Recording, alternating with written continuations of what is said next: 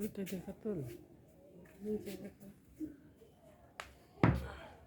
এই যে বন্ধুরা দেখুন এই তুলসী গাছটার কি অবস্থা।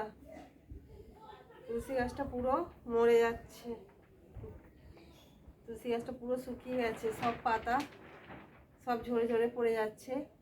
আপনারা কিছু একটা টিপস দিন যাতে এই গরমকালে আমার তুলসী মহারানী ভালো করে থাকতে পারে।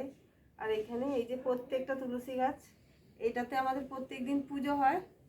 প্রত্যেক দিন এই তুলসী গাছটা দিয়ে আমাদের সন্ধ্যার সময় পুজো করা হয় সকালে। কিন্তু এমন অবস্থা হয়ে গেছে এটা দিয়ে আর পুজো করা যাবে না।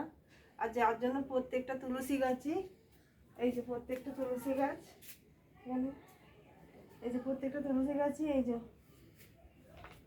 সব শুকিয়ে গেছে। একটা কিছু ভালো টিপস দিন যাতে এই তুলসী মহারানীগুলো ভালো থাকে।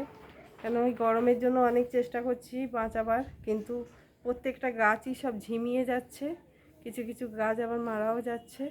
আপনারা কিছু একটা টিপস দিন যাতে আমার এই তুলসী মহারানীগুলো ভালো থাকে।